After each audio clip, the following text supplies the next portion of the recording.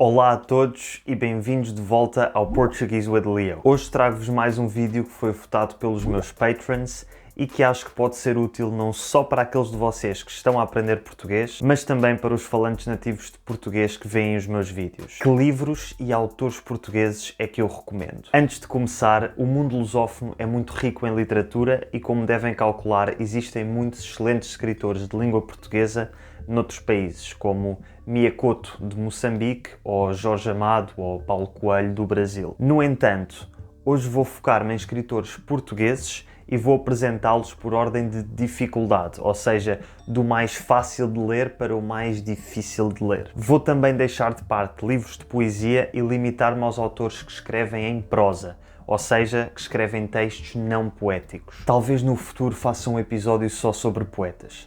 Digam-me nos comentários se é algo que querem. Não se esqueçam também de que o meu conhecimento é muito limitado e a minha opinião é subjetiva, por isso vou certamente esquecer-me de muitos excelentes autores. Como tal, peço-vos que escrevam nos comentários bons autores portugueses de que eu me tenha esquecido e já agora outros bons autores de língua portuguesa de outras nacionalidades, como angolanos, moçambicanos, brasileiros, etc. Começando então com alguns autores mais fáceis de ler, vou começar com uma coleção que pessoalmente me diz muito, porque foi uma grande parte da minha infância.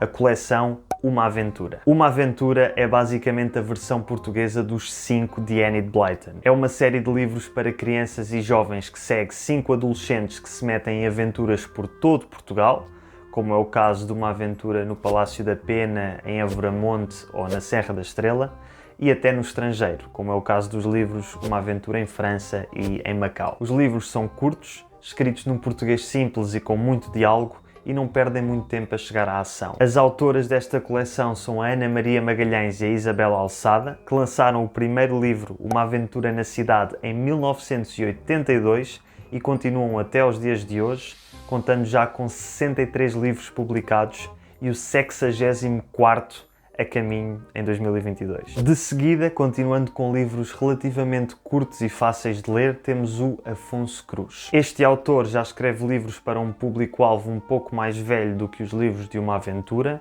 desde adolescentes até adultos, e os seus livros mais conhecidos são talvez Os Livros que Devoraram o Meu Pai, Jesus Cristo Bebia Cerveja e Para Onde Vão os Guarda-Chuvas. Continuando nos contos juvenis, passamos talvez para a autora mais conhecida e reconhecida, Sofia de Melbreiner Anderson. Digo que é a autora mais reconhecida porque em 2014, 10 anos após a sua morte, o seu corpo foi transladado para o Panteão Nacional, onde só são sepultados portugueses considerados verdadeiramente ilustres. Embora a Sofia de Melbreiner seja famosa pela sua poesia, eu aqui quero fazer referência aos seus contos infantis, que são curtos e relativamente fáceis de ler. Se não souberem por onde começar, ela tem uma pequena coleção de contos chamada Contos Exemplares. Da Sofia, passamos para o seu filho, Miguel de Sousa Tavares. Embora atualmente ele seja talvez mais conhecido como comentador político, Miguel Sousa Tavares é um romancista de sucesso, sendo a sua obra mais conhecida sem dúvida o livro Equador,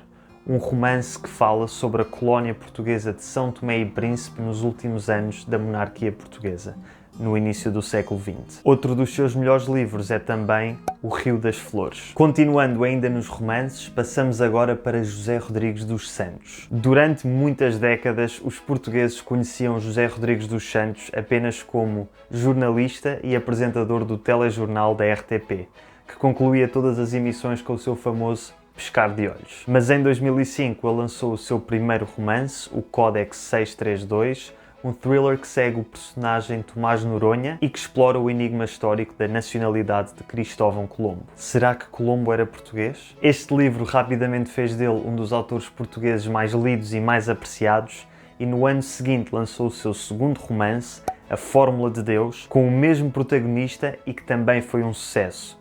E desde então já escreveu 11 romances com Tomás Noronha como personagem principal. Basicamente, José Rodrigues dos Santos é o Dan Brown português e Tomás Noronha é o seu Robert Langdon. José Rodrigues dos Santos é talvez o autor contemporâneo mais conhecido, mas agora recuamos mais de um século para falar sobre aquele que é considerado o maior escritor realista português de todos os tempos, ao nível de autores como Charles Dickens, Balzac e Tolstói.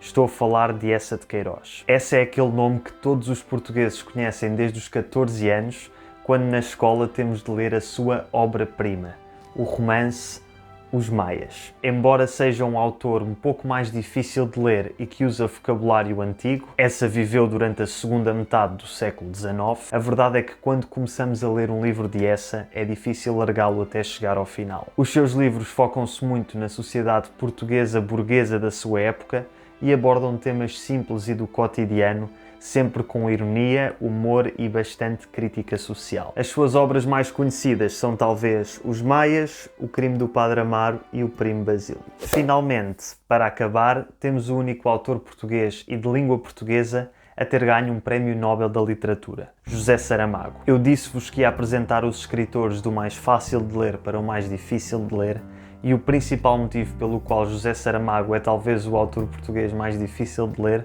é porque ele não segue as regras da pontuação. Nos seus livros não há aspas, nem ífanes, nem outras formas de sinalizar o diálogo. Saramago usa apenas vírgulas e pontos finais e define a sua forma de escrever como uma narração oral. Por exemplo, não quero acreditar que isto esteja a acontecer. É contra todas as regras de humanidade. É melhor que acredites, porque nunca te encontraste diante de uma verdade tão evidente. Ainda aí estão, gritou o sargento.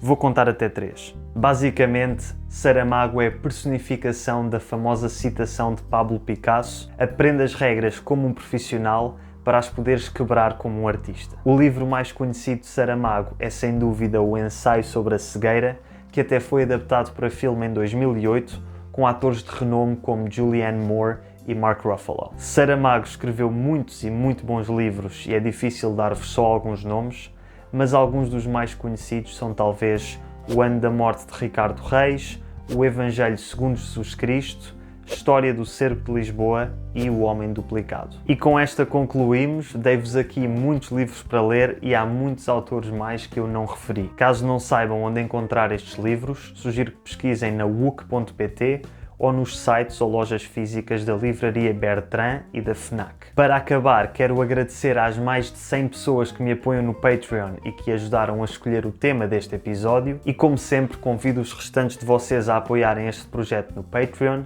para terem acesso a conteúdos exclusivos e à comunidade Portuguese with Leo do Discord. Para além de tudo aquilo que já ofereço no Patreon, em 2022 vou começar um podcast mensal exclusivo com episódios de cerca de 30 a 40 minutos para os patrons de nível bacalhau à brás ou superior. Se isto vos interessar, juntem-se ao Patreon, o link está na descrição e até para a semana.